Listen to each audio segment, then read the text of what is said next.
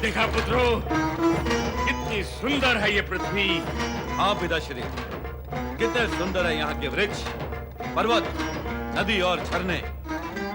ये सब देखकर मन प्रसन्न हो गया। मन और अधिक प्रसन्न होगा जब इन सब पर हमारा अधिकार होगा। हमारा अधिकार होगा? हाँ, कुछ ही समय पश्चात ये सब हमारे अधिकार में होंगे। ये सब कैसे होगा पिताजी? धैर्य रखो पुत्र। पृथ्वी पर इस समय जिस किसी का भी अधिकार होगा, उसे हम पांव तले कुचलकर पृथ्वी पर अपना अधिकार कर लेंगे।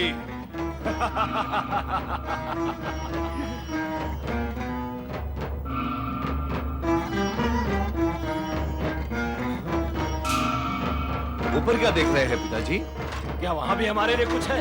हाँ, वहाँ तो यहाँ से भी अधिक है। आकाश के ऊपर अंतरिक्ष में स्वर्गलोक है। स्वर्गलोक। स्वर्गलोक? हाँ, जहाँ देवताओं का निवास है और देवताओं का स्वामी इंद्र अपनी महारानी शची के साथ स्वर्ग के सुख भोग रहा है। तो क्या वो स्वर्गलोक भी हमारा होगा? हाँ, उस सुंदर और अद्भुत स्वर्गलोक पर भी कुछ समय पश्चात हमारा अधिकार होगा। हम अपने बाहुबल से देवताओं को समाप्त करके स्वर्गलोक पर अपना अधिकार कर लेंगे। अधिकार कर लेंगे। अधिकार कर लेंगे। अधिकार कर लेंगे। अधिकार कर लेंगे। अधिकार कर लेंगे।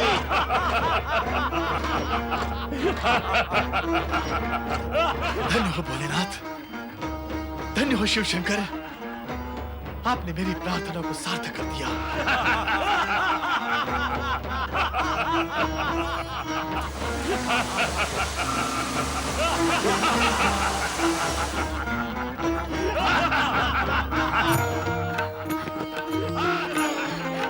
स्वामी, स्वामी, आप ये राक्षसों का भयानक अट्टहास सुन रहे हैं? शुक्राचार्य की कामना पूर्ण हो गई। ये भयानक अट्टहास तो आकाश को चीर रहा है। हाँ देवी, ये तीनों महादानव पाताल से निकलकर पृथ्वी पर प्रकट हो चुके हैं। ये इन तीनों का ही अट्टहास है। अर्थात अब पुनः पृथ्वी और स्वर्गलोक में इन दानवों के अत्याचार प्रारंभ होंगे, पुनः अशांति व्याप्त होगी और फिर से वही देव दानव युद्ध आरंभ होगा। पृथ्वी लोक के मानव पीड़ित होंगे और आप देखते रहेंगे। देवी, शुक्राचार्य का यह तर्क सही था कि दानव भी सृष्टि के अभिन्न अंग हैं। दानवों का उत्कर्ष सृष्टि के नियमों के अनुसार ही हो रहा है। यदि इन्होंने कभी सीमा का उल्लंघन किया तो दंड भी भोगेंगे। इसका संकेत हम पहले ही दे चुके हैं।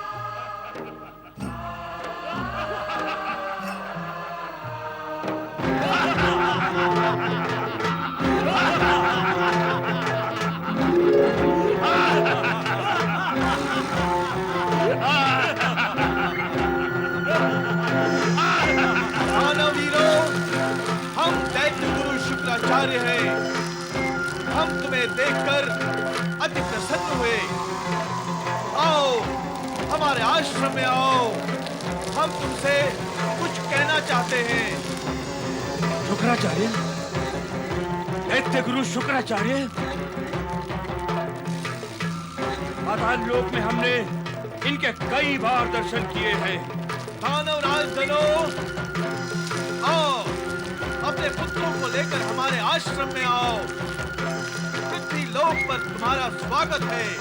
हम आ रहे हैं, आ रहे हैं हम लोग।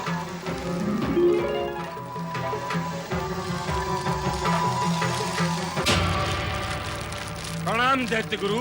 प्रणाम दैत्य गुरु। कल्याण हो। आओ दानवीरों, तुम्हें देखकर मन हर्ष और उल्लास से खिल उठा है। आपके दर्शन पाकर हम भी प्रसन्न हुए दैत्य गुरु। ये सब भगवान शिव की कृपा है। उन्हीं की कृपा से तुम पृथ्वी पर प्रकट हुए हो। इसलिए तुम्हें उनके आदेश का पालन करना होगा। आदेश? कैसा आदेश दैत्य गुरु? तुम्हें अपनी सीमाओं में रहना होगा। पृथ्वी लोक पर तुम किसी प्रकार का अत्याचार नहीं करोगे। अपने कार्यों से किसी को कष्ट नहीं पहुंचाओगे।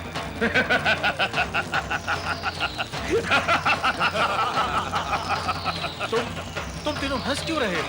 यदि आप सिंह से कहें कि मांस न खा, घास खा, तो सुनने वाले सुनकर हंसेंगे नहीं। सीमा में रहना, अत्याचार ना करना, कष्ट ना पहुंचाना, ये सभी कार्य तो मानव और देवताओं के लिए है, दानवों के लिए नहीं। दानव भी यदि यही कार्य करने लगे तो देव और दानव में अंतर क्या रह जाएगा? दानव को अपना नाम सार्थक करने के लिए सीमा लांघना, अत्याचार और कष्ट पहुंचाने का कार्य तो करना ही पड़ता है दैत्य गुरु। तो क्या यही सब करने के लिए तुम पृथ्वी पर प्रकट हुए हो? आप दैत्य गुरु होकर इतना भी नहीं जानते कि हम पृथ्वी और स्वर्ग पर एक छत्र दानवी राज्य स्थापित करने के लिए ही पाताल लोक से यहाँ प्रकट हुए हैं। देखो दानवराज, तुम जो कुछ भी करोगे सीमा में रहकर ही करोगे। हम दानव किसी सीमा को नहीं मानते। हम अपनी दानव शक्ति से पृथ्वी और स्वर्ग पर अपना अधिकार करेंगे। हमारे आह्वान मात्र पर पाताल लोक की दानव सेना पृथ्वी फाड़कर यहाँ चली आएगी। अब आप देखें दैत्य गुरु कि हम क्या करते हैं।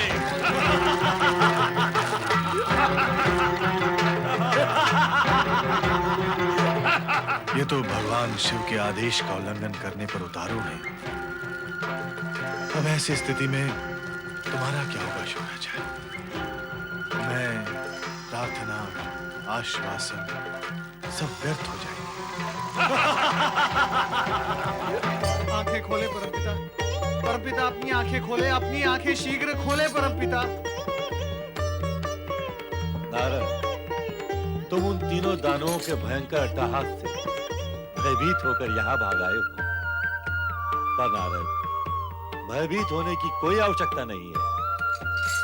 इस बार दानवों की योजना शीघ्र और सरलता से सफल नहीं होगी।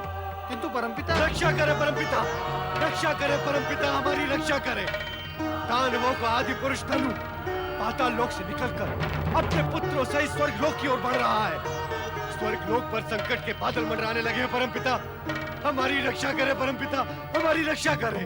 उन दानवों का अट्टहास महाभयंकर है ब्रह्मदेव। ऐसा प्रतीत होता था जैसे आसमान फट जाएगा। उनका अट्टहास इतना भयंकर है तो वे स्वयं कितने भयंकर होंगे। इस नई विपदा से हमारी रक्षा करे परमपिता। देवराज, तनिक सी विपदा आती है और आप भागे भागे हमारे पास चले आते हैं। हम कब तक आपकी रक्षा करेंगे? आप स्वयं अपनी रक्षा नहीं कर सकते। हमें दुख होता है ये जानकर कि आपका अपनी शक्ति पर से विश्वास ही उठ गया है।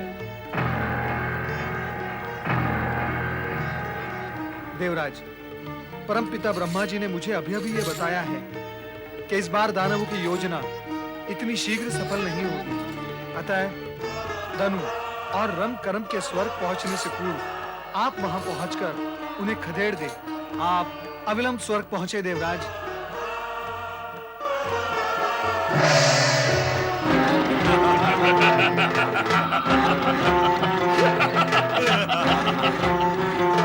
पाताल सेना प्रकट हो।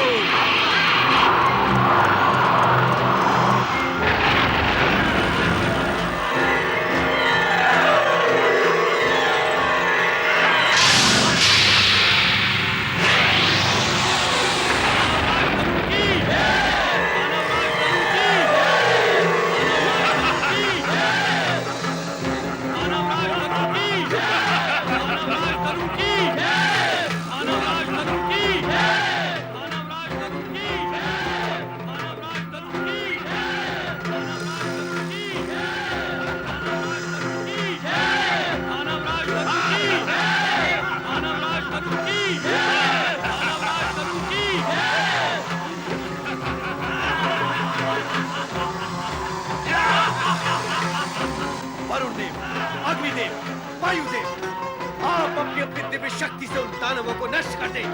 उन्हें स्वर्ग के समीप पहुंचने का अवसर भी नहीं मिलना चाहिए।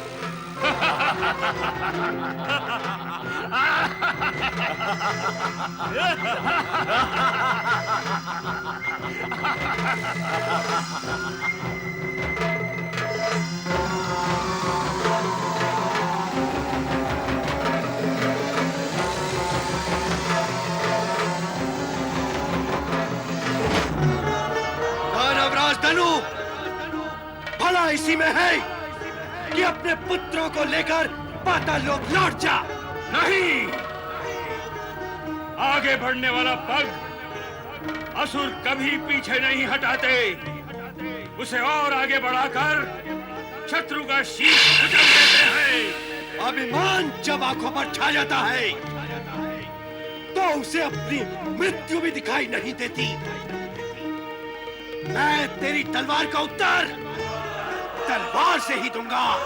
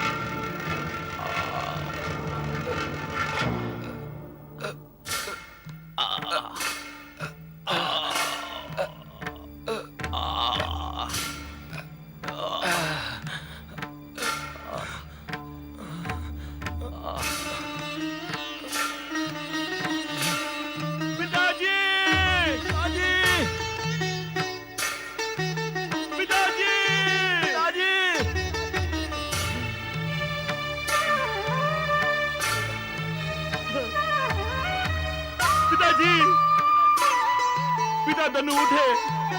पिताजी, पिताजी उठिए। पिताजी आंखें खोले। पिताजी, पिताजी, पिताजी देखिए। पिताजी, हमें देवताओं ने हमें पराजित कर दिया। पिताजी आंखें खोलिए। पिता धनु आंखें खोलो। उठिए पिताजी,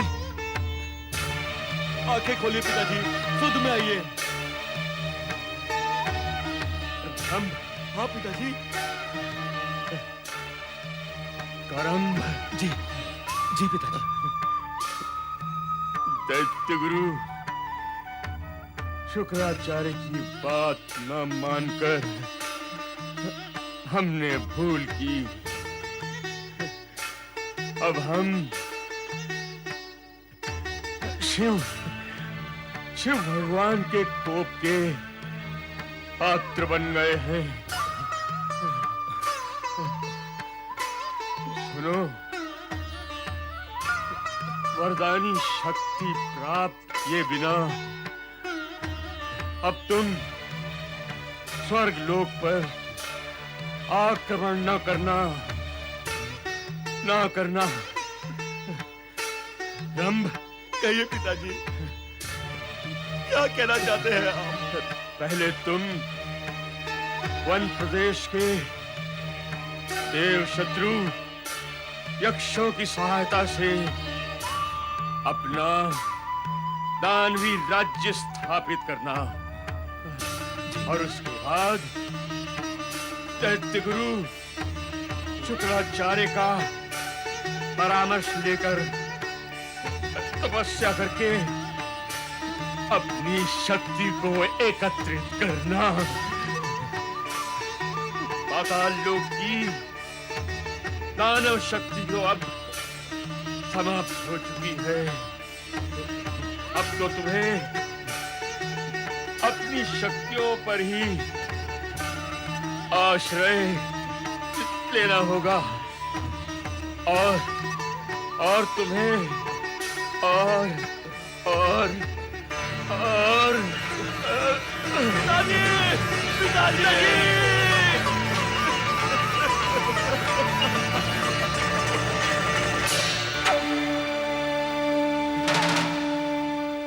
हम आपकी इच्छा को अवश्य पूर्ण करेंगे। हम प्रतिज्ञा करते हैं कि आपके आदेश का पालन करेंगे।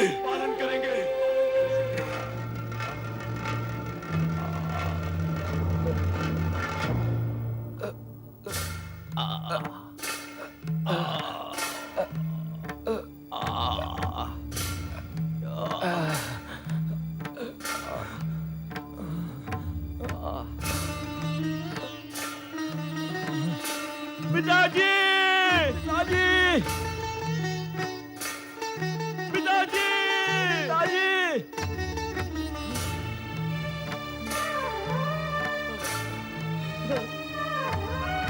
पिताजी!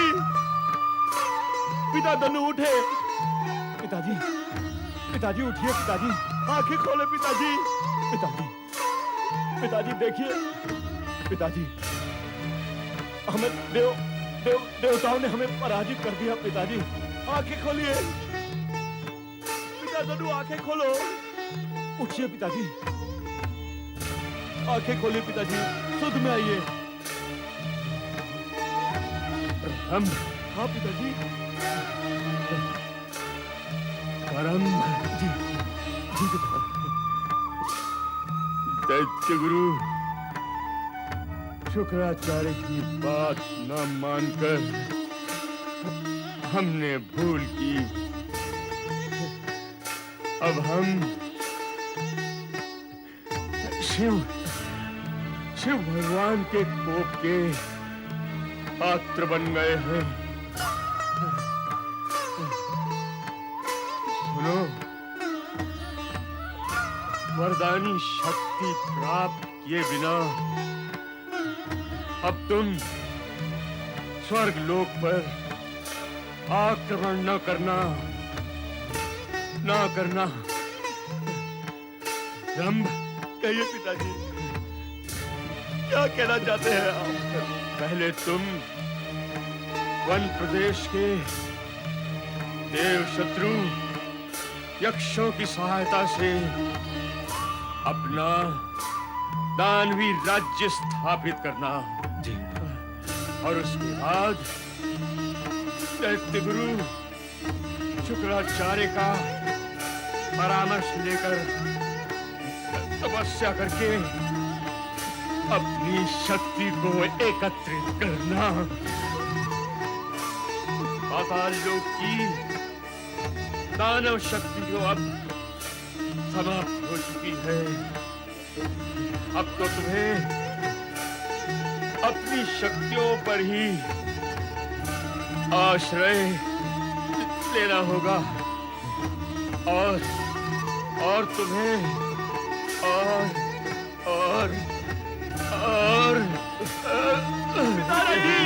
पिताजी!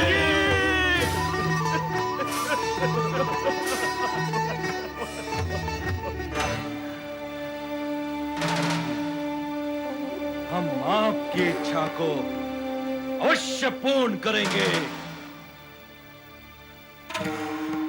हम प्रतिज्ञा करते हैं कि आपके आदेश का पालन करेंगे। हे महेश्वर, मैं सर्वथा निर्दोष हूं। मैंने दानवों को निरुत्साहित किया था। मैंने उन्हें अपनी सीमा में रहने के लिए कहा था, किंतु दैत्य गुरु, दैत्य गुरु, दैत्य गुरु, दैत्य गुरु, दैत्य गुरु, हमें क्षमा करे, दैत्य गुरु, हमें क्षमा करे। दैत्य गुरु, हमें क्षमादान दे। दैत्य गुरु, आपके आदेश की अवहेलना कर हमने भयंकर भूल की है। दैत्य गुरु, देवताओं ने हमारे पिता का वध कर दिया और हमारी दानवी सेना को भस्म कर दिया। दैत्य गुरु, अब आप ही हमारे मार्गदर्शक हैं। दानव साम्राज्य की स्थापना में हमारी सहायता करें। हमें क्षमा करें दैत्य गुरु, हमें क्षमा करें। आपकी आज्ञा का पालन न करके हमने देवताओं पर आक्रमण किया। अंत में हमें पराजय का मुख देखना पड़ा। दैत्य गुरु, देवताओं से पराजित होकर तुमने दानव जाति का ही नहीं, हमारा भी अपमान किया है तथा अपने आराध्य शिव को क्रोधित किया है। अब दानव जाति का उत्कर्ष अति कठिन है। दैत्य गुरु, हमारे पिता धनु ने प्राण त्यागने से पूर्व हमें यह आदेश दिया था कि देव शत्रु यक्षों की सहायता लेकर हम वन प्रदेश में दानव साम्राज्य की स्थापना कर सकते हैं। आप कृपया बताएं कि यक्ष हमें कहां मिलेंगे?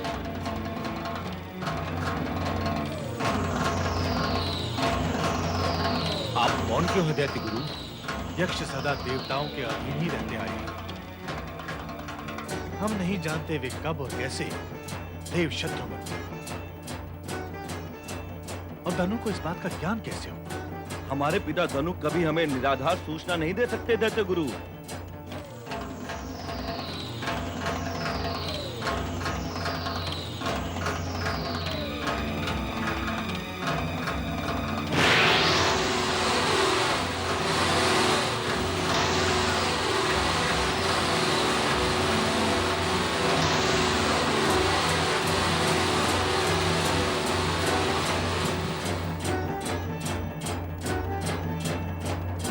ऐसा प्रतीत होता है कि अभिमानी इंद्र ने यक्षों को अपमानित करके स्वर्ग से बहिष्कृत कर दिया है और अब वे पृथ्वी लोक के वन प्रदेश में निवास कर रहे हैं। फिर तो वे हमें वन प्रदेश में ही मिलेंगे।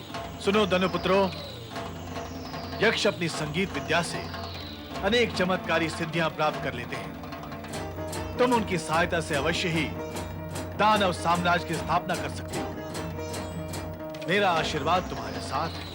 दैत्य गुरु शुक्राचार्य की जय। दैत्य गुरु शुक्राचार्य की जय।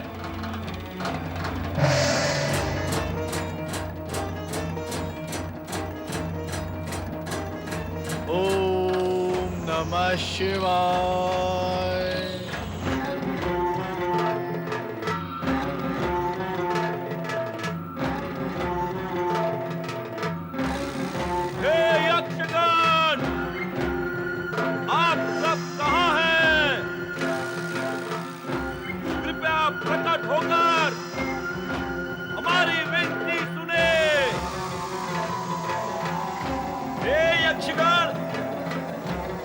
आप ही की भांति देव शत्रु हैं। आओ हम और आप मिलकर एक हो जाएं।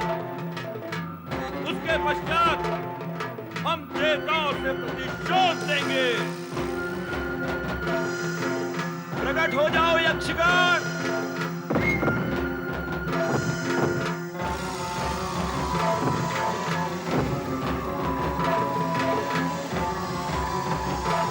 दानव विरोरम करम, मैं यक्षराज समरण हूँ। तुम्हारे पुकारने पर हम सब यहाँ आ गए हैं। देव शत्रु होने की बात कहकर तुम दोनों ने हमें आने पर बाध्य कर दिया। कहो क्या करना है? यक्षराज संभरण, हम तुम्हारी सहायता चाहते हैं। दुष्ट इंद्र ने हमारे पिता धनु का वध कर दिया है। देवताओं ने हमारी दानव सेना को जलाकर भस्म कर दिया है। हमें देवताओं से प्रतिशोध देना है। तुम सहायता करोगे तो ही ये संभव हो सकेगा। दानव साम्राज्य की स्थापना करके ही हम अपने उद्देश्य में सफल हो सकेंगे। मेरा विचार है हम सब मिलकर देवताओं से अपने अपमान का प्रतिशोध अवश्य ले सकेंगे। हमारे पिता धनु ने भी मृत्यु से पहले हमें यही सब कहा था। ठीक ही कहा था उन्होंने, और अब मैं भी यही कहता हूँ। दानव साम्राज्य की स्थापना में हम आप दोनों को अपना पूर्ण सहयोग देंगे। प्रिय यक्षगण, यह हमारे लिए उचित अवसर है। हमारे अन्य यक्षगण जिन्हें वाद्यों और शस्त्रों के साथ छिपा कर रखा है, उन्हें भी विदित कर दो। हम रंभकरम की सहायता करके अपना उद्देश्य भी पूर्ण कर सकेंगे। इसीलिए हम सभी को इनकी सहायता करनी होगी। अवश्य करेंगे। हाँ, हम इनकी सहायता करेंगे। यक्षराज संहार की जय! दानवराज रंभकरम की जय! दानवराज रंभकरम की जय! असुरराज महाबली रंभकरम की जय! असुरराज महाबली रंभकरम की जय! दानवराज, तपस्या से प्राप्त शक्ति के बिना देवताओं को परास्त नहीं किया जा सकेगा। इसीलिए आप अनुकूल समय देखकर तपस्या प्रारंभ करें। हम आपके आज्ञा का पालन अवश्य करेंगे यक्षराज, अवश्य करेंगे। प्रणाम प्रभु। देवी पार्वती कहाँ है नंदी? माता पार्वती तो ध्यान समाधि में लीन है प्रभु।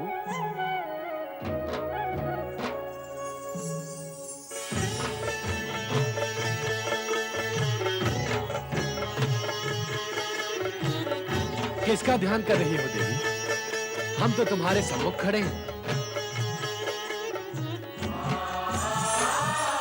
आंखें खोले माता, स्वयं शिव शंभू पधारे हैं।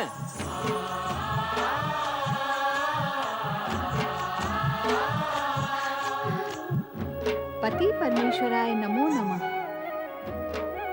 देवी, आश्चर्य है, आज तुमने हमें दर्शन ही नहीं दिया।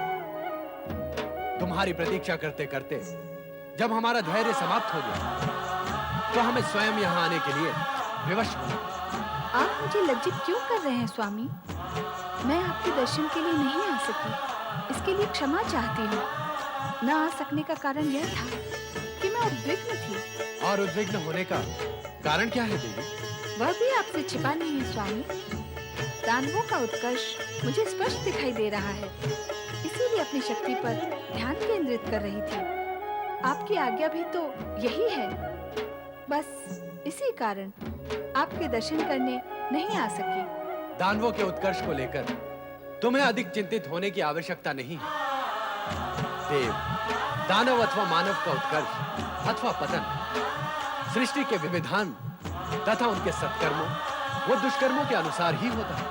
स्वामी, मैंने तो पहले भी आपसे कहा था और अब भी कहती हूँ कि आपको दानवों के उत्कर्ष को प्रोत्साहन नहीं देना चाहिए था।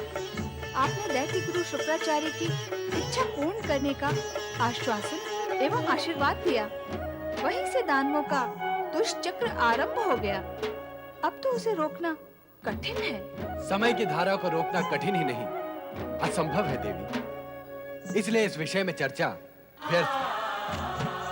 जब तुम्हारा मन शांत हो तो चलिए आना, किंतु हम नहीं चाहेंगे कि दानवों के विषय में कोई चर्चा हो।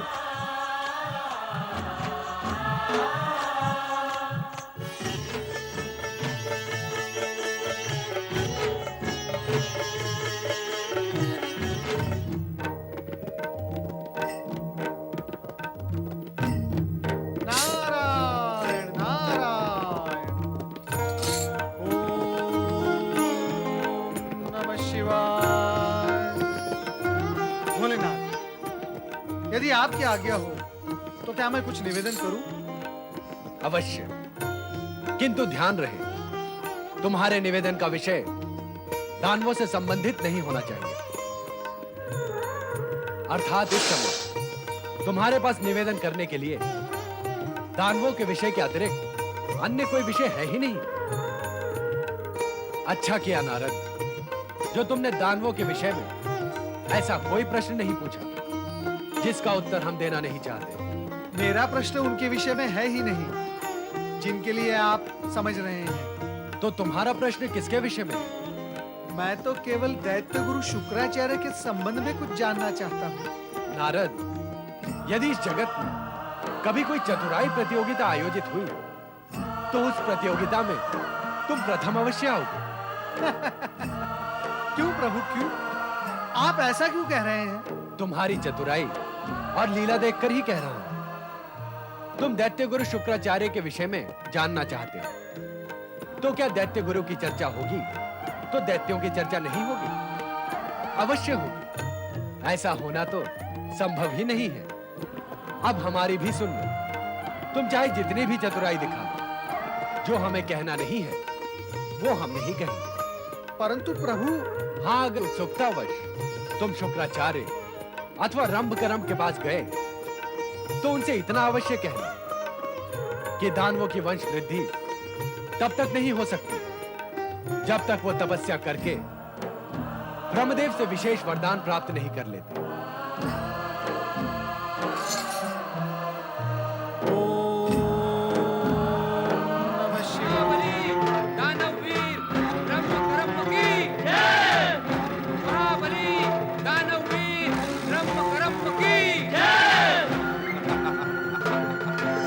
मेरे दानवीरों, वन साम्राज्य पर अधिकार करके हमने विशाल दानव सेना एकत्र कर ली है।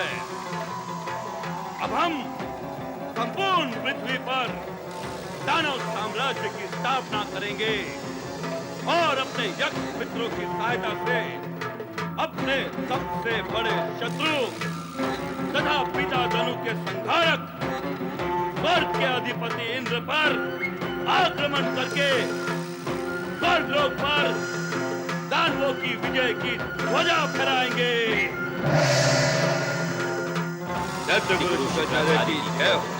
रंभकरम, तुमने दानव साम्राज्य की स्थापना करने का निश्चय कर लिया है।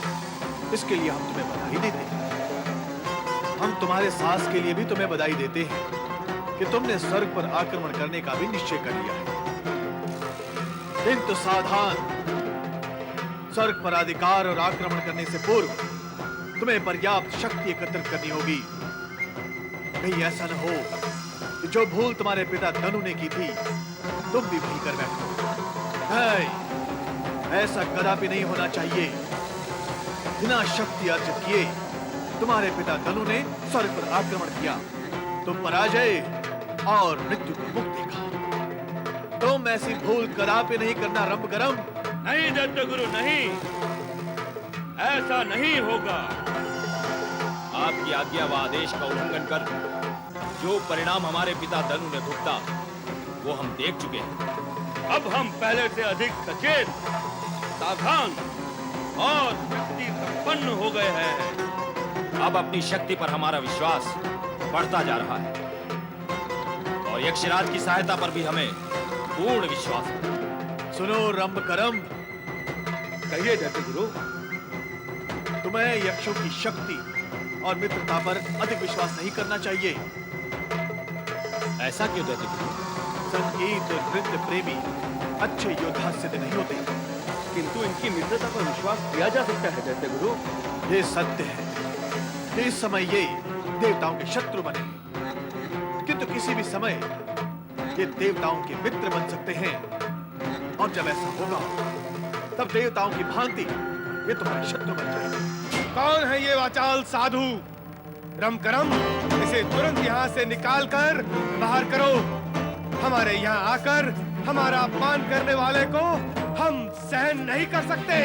दैत्य गुरु के प्रति अब शब्द बोलने वाले यक्ष, हम चाहे तो तुम्हें इसी समय शाप देकर नष्ट कर सकते हैं, किंतु हम दानवों का उद्देश्य नष्ट करना नहीं चाहते। आप शांत हो जाइए दैत्य गुरु, शांत हो जाइए। यक्षराज संवरण हमारे मित्र हैं दैत्य गुरु, आप शांत हो जाइए। नहीं रंभकरम, हमारा अपमान हुआ है और अपमान करने वाले को हम कदापि क्षमा नहीं कर सकते। अतः तुम इनका साथ तुरंत छोड़ दो। यदि तुमने ऐसा नहीं किया तो हम तुम्हारा साथ छोड़ देंगे। और यदि ऐसा हो गया तो दानव जाति अपनी मूर्खता और कुकृत्यों के कारण नष्ट हो जाएगी। हम आपकी हर प्रकार की आज्ञा मानने को तैयार है दैत्य गुरु, किंतु यह भी तो सत्य है कि विपत्ति के समय यक्षों ने हमारी सहायता की है। हमारी हर पुकार का समुचित उत्तर दिया था इन्होंने। हाँ दैत्य गुरु, आप कृपा कर इनका साथ छोड़ने के लिए हमें विवश न करें। यक्षराज संभरण हमारे मित्र हैं। इन्हीं की सहायता और मार्गदर्शन से हमने ये वन साम्राज्य प्राप्त किया है। अर्थात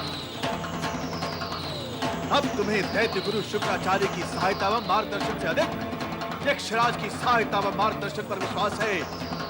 अर्थात अब तुम्हें दैत्य गुरु शुक्राचार्य की आवश्यकता नहीं है। रंभ करम, तुमने दैत्य गुरु का अपमान करके अपनी सफलता की सारी संभावनाएं समाप्त कर दी हैं। हम गुरु की गरिमा को ध्यान में रखते हुए तुम्हें शाप तो नहीं देंगे, परंतु इतना अवश्य ध्यान में धर लेना कि हमें क्रोधित तो अपमानित करने के दुष्परिणामों से तुम बच नहीं पाओगे। तुम्हारा हर उत्कर्ष तुम्हें पतन की ओर ले जाएगा। भैया राम, अब क्या करें? आप चिंता न करें दानवराज। दैत्य गुरु की धमकियों से आतंकित होने की आवश्यकता नहीं।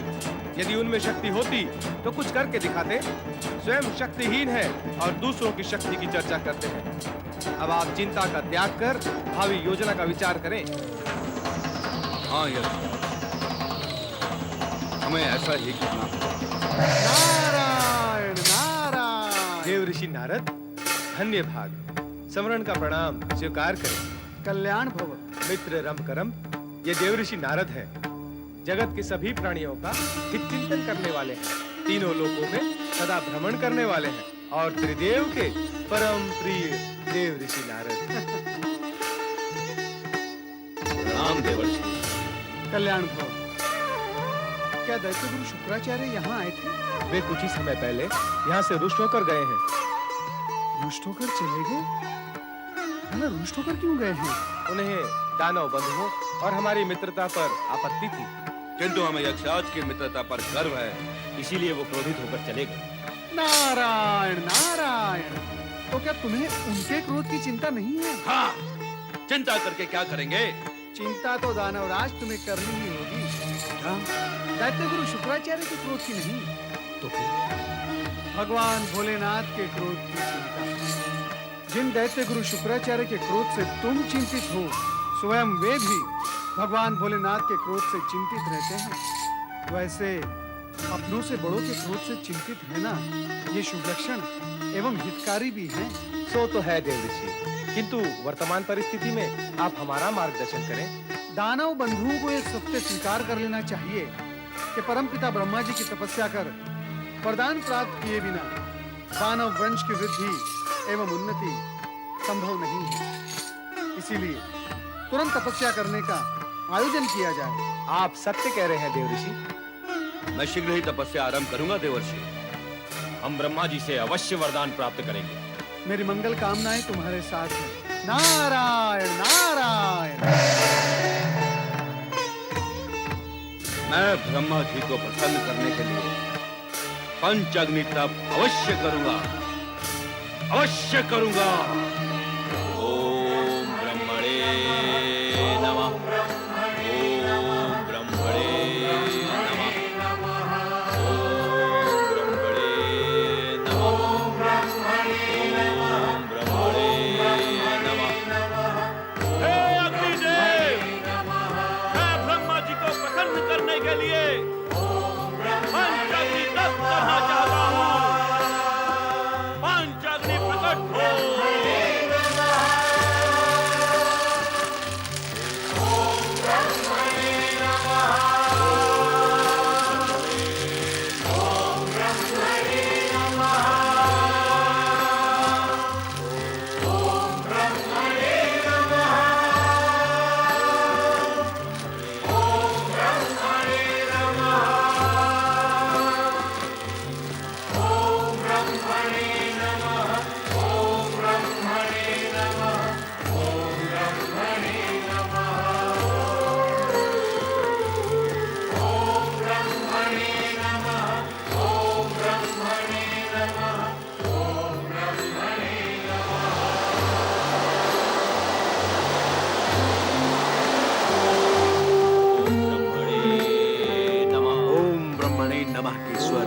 संपूर्ण वन प्रदेश में गूंज उठे।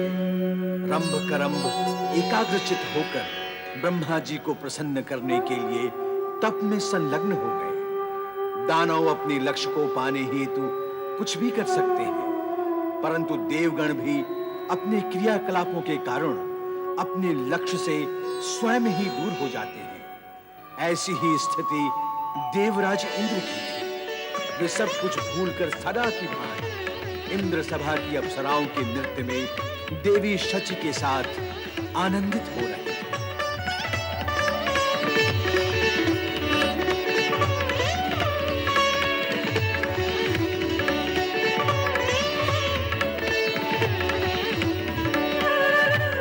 नारायण नारायण।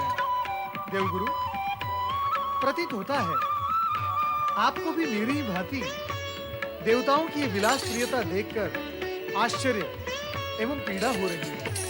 तुम्हारा अनुमान सत्य है नारद। देवगुरु, मुझे आश्चर्य तो इस बात का है कि इन्हें भविष्य की तनिक भी चिंता नहीं। ये सोच रहे हैं कि दरु को परास्त कर देने मात्र से ही दानव समाप्त हो गए और अब वे स्वर्ग पर कदापि अपनी कुदृष्टि नहीं डालेंगे।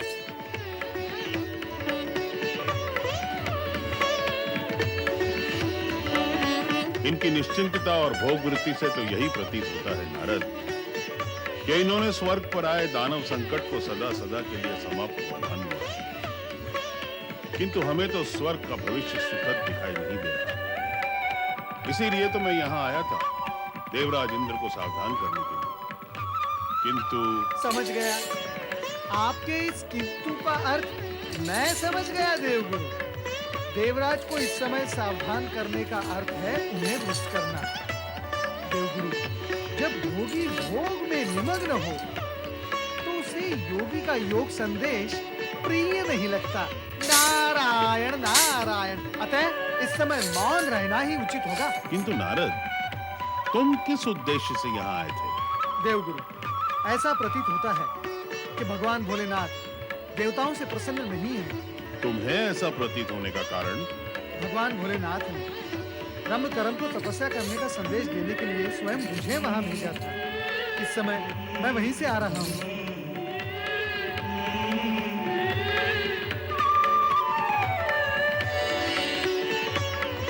नारायण नारायण।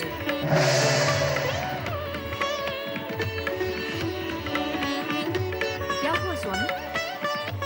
देवी शची, जो कुछ हुआ तुमने देखा और हमें दिखाया है। हमने तो देवगुरु बृहस्पति और देवर्षि नारद को देखा और आपको दिखाया, किंतु हुआ क्या है? अपमान, अपमान हुआ है, अपमान। अपमान? देवी शची, तुमने देवर्षि नारद और देवगुरु को तो देख लिया, किंतु हमारा अपमान होते नहीं देखा। पर किसने किया आपका अपमान? देवी शची, तुम इतने बड़े सत्य को समझ क्यों नहीं रही हो, जो साक्षात तुम्हारे सामने खड़ा है। देवर्षि नारद और देवगुरु यहाँ तक आए और हमसे बिना भेंट किए ही चले गए। हमसे बिना चर्चा किए चले गए, तो क्या ये अपमान नहीं है?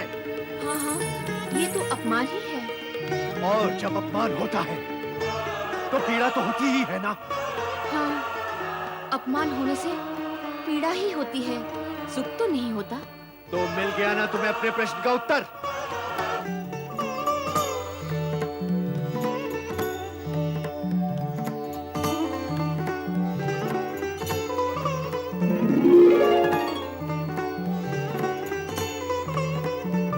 देवगुरु,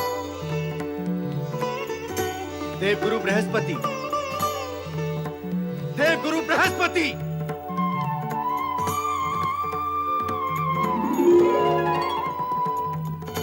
देवगुरु बृहस्पति,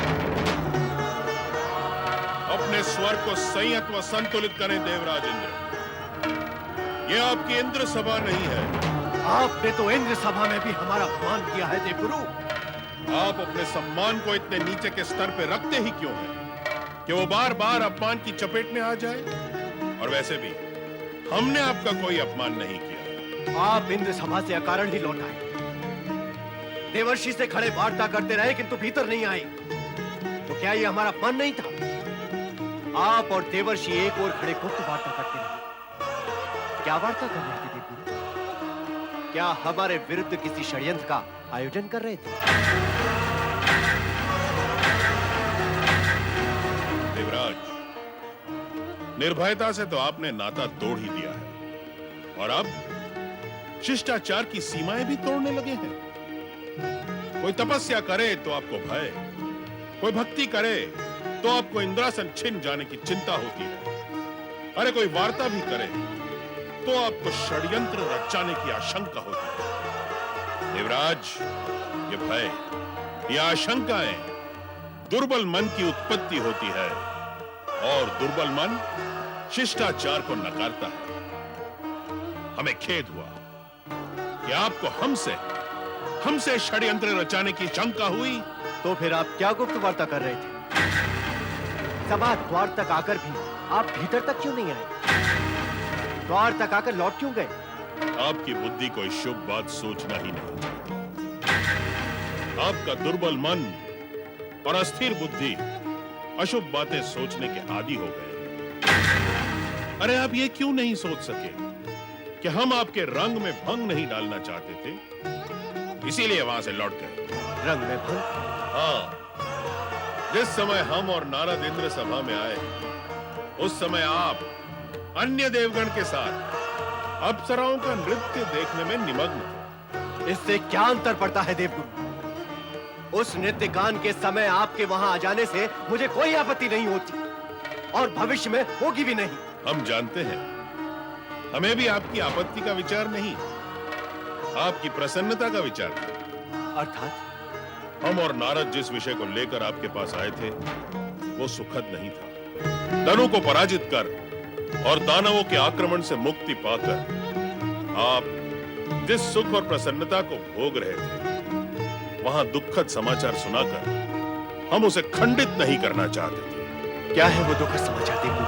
आप तो दनु का अंत करके विलास और आमोद प्रमोद में खो गए, किंतु दनु के पुत्र रंभ और करम्भ ने ब्रह्मा जी से वरदान पाने के लिए घोर तपस्या आरंभ कर दी है। अतः आप दानवों की ओर से निश्चिंत रहने की भूल ना करें।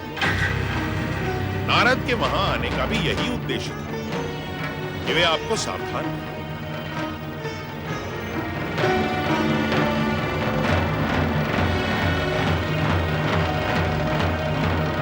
रंभ करम्भ, रंभ करम्भ।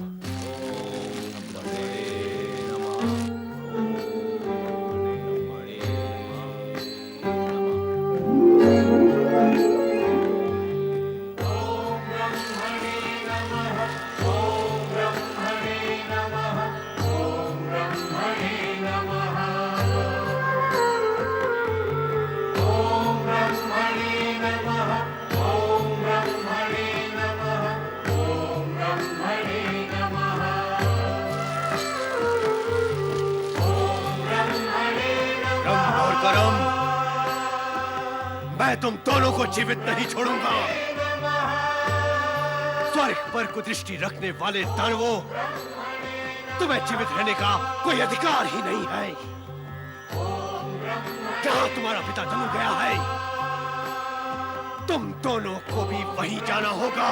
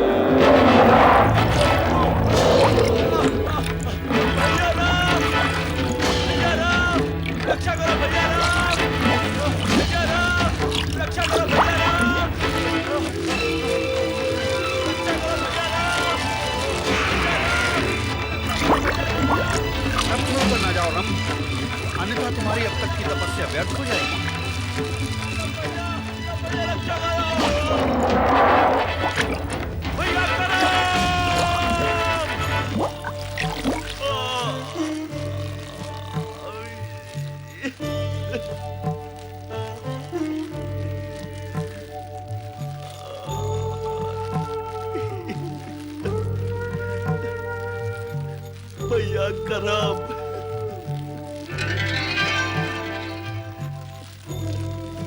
अग्निदेव, आप स्वर्ग के देव होकर भी दानवों की सहायता कर रहे हैं, उनके पक्ष में प्रयत्नशील है। ऐसा करते हुए क्या आपको लज्जा नहीं आई? देवराज, मैं परमपिता ब्रह्मदेव के आदेश व नियम से बंधा हुआ हूँ। जो भी प्राणी मेरा आह्वान करेगा, वो चाहे मानव हो अथवा दानव, पापी हो अथवा पुण्यात्मा, मुझे उसके सम्मुख प्रकट होना ही पड़ेगा। पंचाग्नि में मेरी उपस्थिति विधि के विधान से अति आवश्यक एवं अनिवार्य है। विधान के अनुसार जो यज्ञ करता अग्नि को संतुष्ट करता है तथा कठोर तप जप करता है, उसकी रक्षा का दायित्व भी मेरा ही है। तो अब दायित्व का पाठ मुझे आपसे पढ़ना होगा, कर्तव्य की शिक्षा मुझे आपसे ग्रहण करनी होगी। बोल रहे हो अग्निदेव कि हम स्वर्ग के अधिपति इंद्र हैं। आप स्वर्ग के अधिपति हैं, इस सत्य की घोषणा करने की क्या आवश्यकता है? सारा जग जानता है कि आप स्वर्गाधिपति हैं, और जिस सत्य को सारा जग जानता है उसे मैं भी जानता हूँ। सत्य की बात कर रहे हो, सत्य की बात कर रहे हो, पर इस सत्य को मानते नहीं कि हम यहाँ देव शत्रु रंभ करम का अंत करने आए हैं। इन दोनों की उपस्थिति स्वर्ग और देवगण के हित में नहीं है। क्या दानवों के जीवित रहने से देवता प्रसन्न रह सकते हैं? आप भी तो देव हैं, दानव आपके भी शत्रु हैं, किसी भी दिन आप पर भी प्रहार कर सकते हैं। तो क्या आपको अपनी रक्षा की चिंता नहीं है? हमें अपनी रक्षा से अधिक अपने दायित्व, कर्तव्य और धर्म की चिंता है। शरण में आए प्राणी की सहायता करना हमारा धर्म है। निसंदेह आप हमारे अधिपति हैं, हमारे अधिकारी हैं, किंतु धर्म और दायित्व का स्थान आपसे भी ऊपर है। अग्निदेव, आप सत्य को स्वीकार न करके क्रोध कर रहे हैं, और जब तक आप स्वार्थवश क्रोध करते रहेंगे, तब तक सत्य आपके समीप आएगा ही नहीं। इस समय हमारे सम्मुख सबसे बड़ा सत्य यही है कि हमें वो कार्य करना है जिससे दानवों का वंश सदा सदा के लिए निर्मूल हो जाए। करम्ब को तो हमने समाप्त कर ही दिया रंभ, अब तेरी बारी है। इस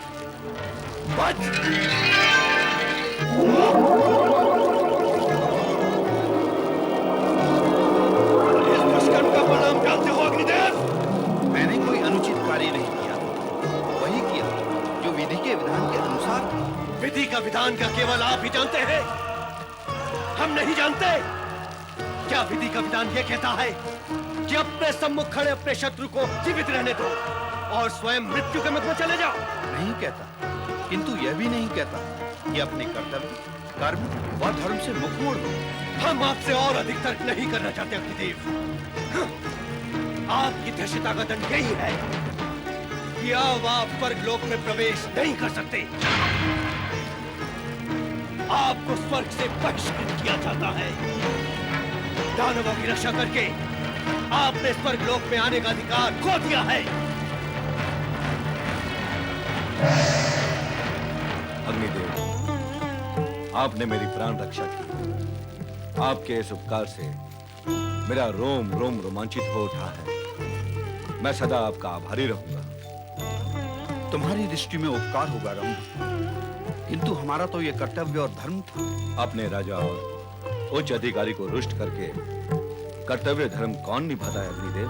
अधिकारी के स्वार्थी, धर्महीन, मर्यादाहीन व चरित्रहीन होने पर भी जो निर्भय होकर सत्य और कर्तव्य का पालन करते हैं, वे ही धर्म की रक्षा करने में समर्थ होते हैं। आप धन्य हैं अग्निदेव, धन्य हैं आप।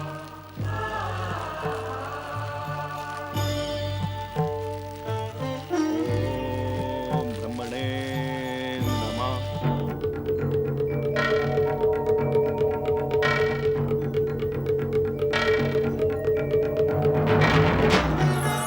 क्या हुआ स्वामी? देवी शची, तुम्हारे इस क्या हुआ प्रश्न का उत्तर देते देते हम थक गए हैं। कभी स्वयं भी अनुमान लगा लिया करो कि क्या हुआ। कैसे अनुमान लगाएं? आप एकाएक अदृश्य हो गए।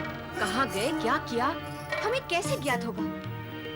मैं रंभ करम्ब का वध करने गया था। दानवों का वध करने गए थे, ये तो प्रसन्नता का विषय है। फिर आप प्रसन्न क्यों नहीं हैं? अब आप दानवों का वध करके आए हैं तो मेरी ओर से आपको बधाई। देवी शची, मैंने केवल इतना कहा है कि मैं वध करने गया था। मैं वध कर आया हूँ ये तो मैंने नहीं कहा। ओह, तो आप वहाँ वध करने के लिए केवल गए थे, किया नहीं? क्यों नहीं किया? क्या आपने उसे क्षमा कर दिया या आपके मन में उसके लिए करुणा जागृत हो गई? मुझसे कोई भूल हो गई है स्वामी? इन दिनों तुम प्रश्नों की बौछार कुछ अधिक ही करने लगी। इसे अपनी भूल ही समझो देवी शची। क्यों समझो अपनी भूल? पत्नी द्वारा पति से प्रश्न करने को आप उसकी चिंता, कर्तव्य या धर्म क्यों नहीं समझ लेते? हे विधाता, हे विधाता, तुम भी अग्निदेव की तरह से कर्तव्य व धर्म का राग अलापने लगी। अग्निदेव कहाँ है देवराज? बहुत समय से उनके दर्शन नहीं हुए। और कभी होंगे भी नहीं वरुण देव। क्यों? देवी शची, रोको इस क्यों, क्या और कैसे को अपनी वाणी पर आने से।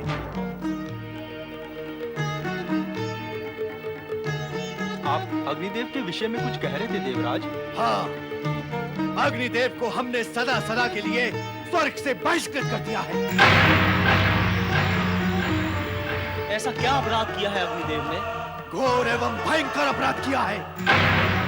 विद्रोह किया है हमसे। देवताओं का पक्ष त्याग कर दानवों का पक्ष लिया है। दानवों के उत्थान के लिए और ब्रह्मदेव से वरदान प्राप्ति हेतु धनुपुत्र रंभकरंभ घोर तप कर रहे थे। स्वर्ग और देवगण की रक्षा के निमित्त हम उनका वध करने गए।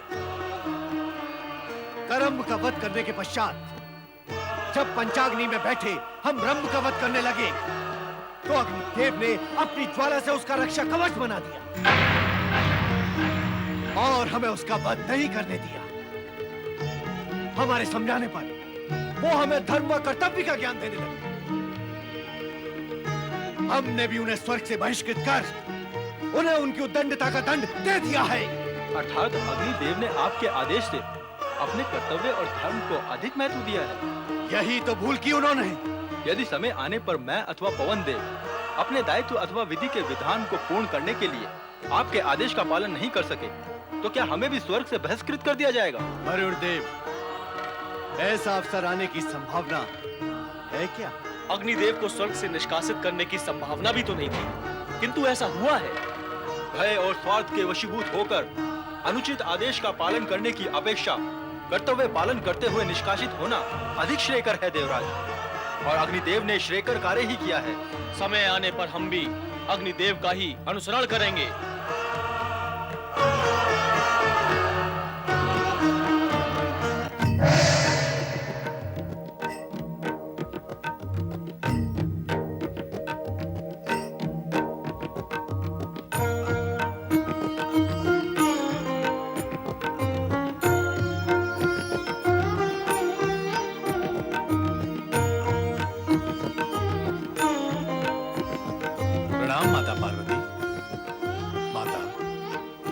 क्या आप इस शिव भक्त से रुष्ट हैं?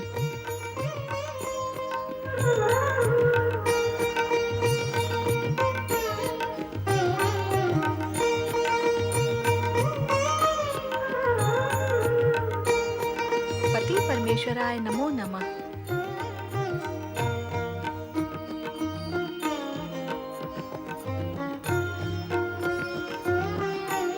मुझे उपेक्षा की दृष्टि से ना देखो माता। यदि मुझसे कोई अपराध हुआ हो तो क्षमा कर दो। दैत्य गुरु, आप दैत्यों के गुरु हैं। इस नाते दैत्यों के उत्कर्ष के लिए भगवान भोलेनाथ से प्रार्थना करना आपका कर्तव्य है, अपराध नहीं। किंतु आपकी प्रेरणा से उत्कर्ष को प्राप्त यही दैत्य यदि जगत में आतंक और अशांति का कारण बनते हैं तो यह किसी भी स्थिति में सहन नहीं किया जा सकता। सभी प्राणियों का जन्म विधाता की इच्छा और प्रेरणा से हुआ है, अतः सभी को जीवन जीने का समान अधिकार है। किसी भी प्राणी को प्रकृति ये अधिकार नहीं देती कि वह अन्य किसी प्राणी के प्राण हरे अथवा उस पर अत्याचार करे। यदि ऐसा होता है तो संपूर्ण जगत जानता है, आप भी जानते हैं कि विधाता अत्याचारी को दंड देने से कभी चूकते नहीं। सृष्टि के निर्माण से लेकर आज तक ही नहीं, प्रलय पर्यंत का अटूट सत्य यही है कि अत्याचारी जिस पर अत्याचार करता है, उस पीड़ित से अधिक पीड़ा स्वयं अत्याचारी को भोगनी पड़ती है। यदि इस अटूट सत्य को आप भी समझ जाएं तथा दानवों को भी समझा दें, तो विधाता द्वारा दंड स्वरूप दी जाने वाली पीड़ा को भोगने से वे बच सकते हैं। मैं क्या कहना चाहती हूँ, आप समझ रहे हैं ना दैत्य गुरु? समझ रहा हूँ माता, आपके क्रोध का कारण मैं समझ रहा हूँ। इस जगत में सभी प्राणियों को जीवित रहने का अधिकार है। जीवित रहने के लिए आवश्यक नहीं कि हम दूसरे प्राणियों को कष्ट और दुख पहुंचाकर अपना मार्ग बना लें। निस्संदेह ये दैत्य प्रवृत्ति है। इसीलिए अब मैंने दैत्यों का साथ त्यागने का निश्चय कर लिया है। दैत्य गुरु दैत्यों का साथ त्याग रहे हैं? हाँ माता, अब वे मेरी आज्ञा की अवहेलना करने लगे हैं। तो फिर आपका कैलाश आने का उद्देश्य क्या है? माता, मैं जब भी दुविधाग्रस्त होता हूँ, तब अपने आराध्य भगवान शिव की शरण में चला आता हूँ और इनसे आदेश तथा मार्गदर्शन प्राप्त कर लेता हूँ।